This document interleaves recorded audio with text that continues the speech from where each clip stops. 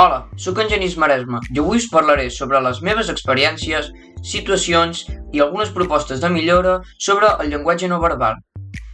Com molts ja sabeu, el cos ens pot jugar males passades, ja que quan estem nerviosos, quan no sabem què dir, fins i tot quan estem callats, el cos respon de diferents formes, com moviments inconscients, com moviments exagerats, ens toquem els cabells, ens toquem la roba, etc. Fins i tot reconec que a mi m'ha passat, molts cops m'ha passat. Doncs avui intentaré explicar-vos situacions meves que m'han passat a presentacions escolars, videotrucades i a altres llocs. Primer de tot, jo sóc una persona molt moguda i molt inquieta, i a mi a les presentacions em costa estar totalment quiet. Un dels tics que tinc més en alguna presentació és balancejar-me a poc, de costat a costat, i jo en aquell moment no ho noto, però després els meus companys, després de veure'm, em diuen «Tu, que et mous tota l'estona», i jo «Què?». Un altre tic que acostumo bastant a tenir és moure molt les mans. No puc deixar-les quietes.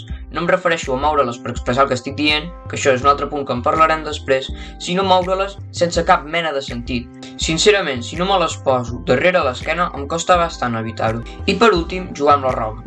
És d'aquelles típiques situacions que tens totes les papallones a la panxa, tot el neguit en una presentació, i què és el que fa la majoria de persones quan té tots aquests factors reunits? Exacte, posar-se les mans a la butxaca, tocar-se les mànigues de la samarreta. Jo ho veig com una forma de treure's una mica els nervis, com que desprens els nervis a la pròpia roba. Sé que totes aquestes coses són difícils d'evitar. Jo sóc el primer que li costa, però amb paciència i tranquil·litat podem arribar a evitar-ho. I aquí és on arribem al següent punt. Com evitar aquests tics molestos? Segurament és una cosa que a molta gent li agradaria saber i sincerament no és gaire difícil. Una de les formes més útils és intentar moure les mans expressant el missatge que estàs explicant, de tal forma que els oients posin més atenció amb el que estàs dient. Això sí, no comencis a parlar amb llenguatge de signes, i tampoc les moguis sense sentit com havíem comentat anteriorment. I tu, quins tics tens a l'hora d'expressar-te en videotrucades, presentacions o obres? Doncs fins aquí hem arribat. Espero que t'hagi agradat el vídeo i que ja tinguis noves solucions a l'hora d'expressar-te.